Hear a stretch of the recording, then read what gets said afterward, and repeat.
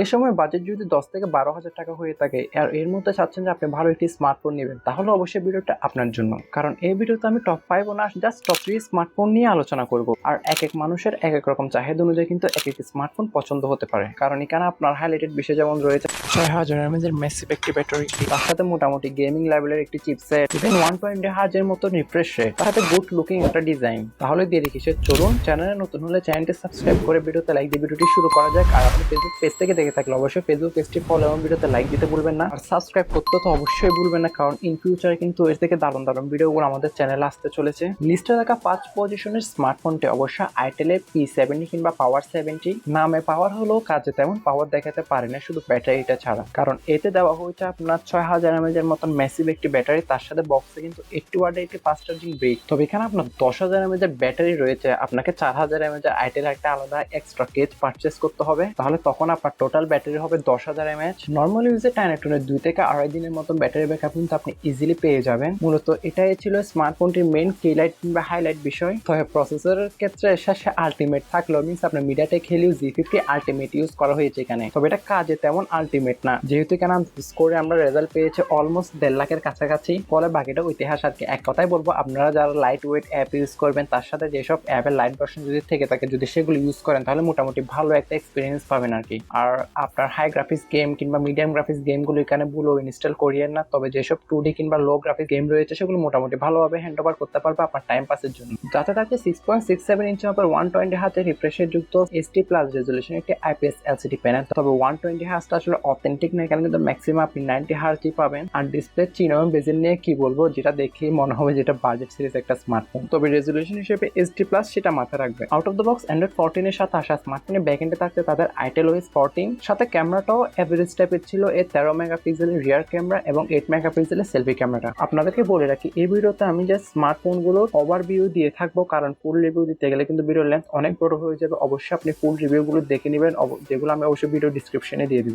তোমার স্মার্টফোনের 6128 এই ভেরিয়েন্টে আমাদের দেশে 10,990 টাকার মধ্যে পাওয়া যাচ্ছে। দেন আপনি যদি চার্জিং কেসটা আলাদাভাবে পারচেস করেন তাহলে সেক্ষেত্রে দেখা যাবে আরো 1-2 হাজার টাকা কিন্তু বেশি কস্ট করবে। পারফরমেন্সের বেলায় স্মার্টফোনে পিছিয়ে থাকলেও লিস্টে সেকেন্ড পজিশনে থাকা স্মার্টফোনটিতে কিন্তু চিপসেট হিসেবে ব্যবহার করা হয়েছে মিডিয়াটেক হেলিও G81, যারা অন্তত স্কোরের রেজাল্ট পেয়েছে আমরা 2.5 লক্ষের কাছাকাছি। এবং মালি G52 NC2 এর মতন জিপিউটা থাকায় ফ্রি ফায়ারের মতন গেম মোটামুটি টাইনেটনে নর্মাল গ্রাফিক্সে রেখে প্লে করা যাবে। তার সাথে টুকটাক মাল্টিটাস্কিং গুলো কিন্তু ভালোভাবে হ্যান্ড ওভার করা যেতে পারে স্মার্টফোনের চিপসেটটি দ্বারা। তবে অ্যাপস এর ক্ষেত্রে যদি আপনি যেসব অ্যাপ ইউজ করবেন সেগুলো যদি লাইট ভার্সন থেকে থাকে সেগুলো ইউজ করলে কিন্তু একটু বেটার রেজাল্ট পাবেন আর হাই গ্রাফিক্স গেম ডাউনলোড করা থেকে বিরত থাকবে। তবে এক্ষেত্রে বলতে পারেন যে আপনার র্যামটা যদি আমি বেশি নিই তাহলে খেলতে পারবো। একটা প্রশ্ন থাকে অনেকের, আসলে র্যামের সাথে গেমিং এর সম্পর্ক নাই, ওটা প্রসেসর সেকশন নিয়ে সম্পর্ক আর কি। কারণ গেমটা লোড করবে আপনার সে প্রসেসরটা, আর র্যাম যদি বেশি নেন তাহলে সেটা আপনার মাল্টিটাস্কিং এ কাজে লাগবে। Out of the box Android 15 এর গো এডিশনের সাথে আসা স্মার্টফোনে ব্যাকএন্ডে রান করবে XOS 14। আর আমি কথা বলছিলাম কিন্তু ইনফিনিক্স এর স্মার্ট 9। এখানেও কিন্তু ডিসপ্লে হিসেবে দেওয়া হয়েছে 120 Hz রিফ্রেশের যুক্ত 6.7 ইঞ্চি মাপের একটি HD+ রেজুলেশনের IPS LCD প্যানেল। রেজুলেশনটা অবশ্যই HD+, এটা মাথায় রাখবেন। আর চিনোম বেজেলের ক্ষেত্রে কিছু বলার নাই, দেখেই মনে হবে এটা আপনার বাজেট সিরিজের একটি স্মার্টফোন। তার সাথে অলওয়েজ অন ডিসপ্লে ফিউচারটা এখানে থাকছে। তবে এই প্রাইস পয়েন্টের মধ্যে আপনার ম্যাক্সিমাম স্মার্টফোনের রেজুলেশনে আপনার HD+ দেওয়া হয়েছে। তবে এটিকে ব্যাকআপ করার জন্য 5000 mAh এর একটি ব্যাটারি আর এটিকে চার্জিং করার জন্য 10 ওয়াটের একটি ফাস্ট চার্জিং ব্রিক। এটা অবশ্যই কিছুটা ডিসঅ্যাপয়েন্টেড লাগতে পারে, এখানে মিনিমাম আপনার 18 ওয়াটের একটি ফাস্ট চার্জিং ব্রিক দেওয়া উচিত ছিল তাদের। ইভেন এখানে যতগুলো স্মার্টফোন থাকবে লিস্টের সবগুলোতে কিন্তু থাকছে সাইড মাউন্টেড ফিঙ্গারপ্রিন্ট সেন্সর, তার সাথে 3.5mm হেডফোন জ্যাকের গর্ত এবং স্টেরিও স্পিকার, এই দুটোকেও মিস করবো না। আর ক্যামেরা হিসেবে আপনাকে জিলো এভারেজ টাইপের একটা রেজাল্ট দিবে, কারণ 13 মেগাপিক্সেলের মেন ওয়াইড যুক্ত সেন্সর আর 8 মেগাপিক্সেলের একটি সেলফি ক্যামেরা সহ আপনাকে একটা ডিসেন্ট রেজাল্ট দিবে। যার ওভারঅল ওয়েট করা হয়েছে 188 গ্রাম এবং থিকনেস করা হয়েছে কিন্তু 8.4 মিলিমিটার। আর সম্পূর্ণ এটা কিন্তু প্লাস্টিক বিল্ডের তৈরি, যা 364। এটি আমাদের দেশে 10,000 টাকা প্রাইস পয়েন্টের মধ্যে পাওয়া যাচ্ছে। আর যে 4128 হচ্ছে ওটা কিন্তু আমাদের দেশের বাজার 11 কিংবা 12,000 টাকার মধ্যেই পাওয়া যাচ্ছে। তাই মনে হয় না 364 নিয়ে কোনো লাভ আছে, আপনাকে মিনিমাম 4128টাই নিতে হবে।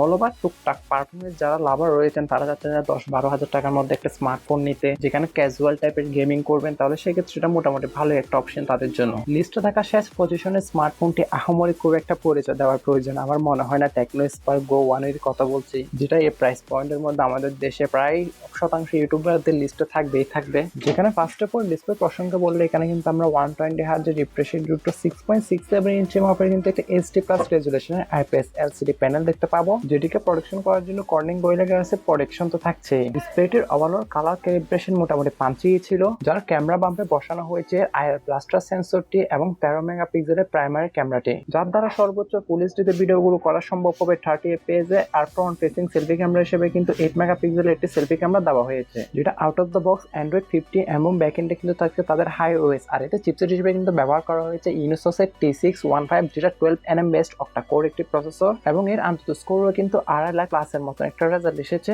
তবে চিপসেটটি মোটামুটি প্রাইস পয়েন্টে কিন্তু মোটামুটি পাওয়ারফুলি বলবো আমি অন্য দুইটার থেকে, যেখানে ফ্রি ফায়ারের মতন গেমটি আপনি মোটামুটি নর্মাল গ্রাফিক্সে রেখে ভালোভাবে প্লে করতে পারবেন। তবে নিজেদের রেগুলার ইউজে মাল্টিটাস্কিং করার ক্ষেত্রে যেসব অ্যাপ ইউজ করবেন সেগুলো যদি লাইট ভার্সনগুলো ইউজ করেন তাহলে আর একটু ভালো রেজাল্ট পাবেন। আর এই সম্পূর্ণ স্মার্টফোনটিকে ব্যাকআপ করার জন্য 5000 mAh এর ম্যাসিভ ব্যাটারি, তার সাথে 15 ওয়াটের একটি ফাস্ট চার্জার স্পিড বক্সে প্রোভাইড করবে। আসলে 5000 mAh কে ম্যাসিভ বলার এখন আসলে কোনো বিষয় নাই, ডিসেন্টই বলবো, যেটি বাজারে 364, 464 এবং 4128, যেটা আমরা আমাদের দেশের বাজারে 10 কিংবা 12,000 টাকা প্রাইস পয়েন্টের মধ্যে কিন্তু সবগুলো র্যাম ব্র্যান্ডে অ্যাভেলেবেল পাবো। তবে স্মার্টফোনটির ডিজাইনটা আসলে চোখে লাগার মতন অনেকটাই আইফোন থেকে ইন্সপায়ার বলতে পারেন। ওভারঅল লিস্টে থাকা কোন স্মার্টফোনটা আপনার পছন্দ হয়েছে কমেন্টে জানাতে ভুলবেন না।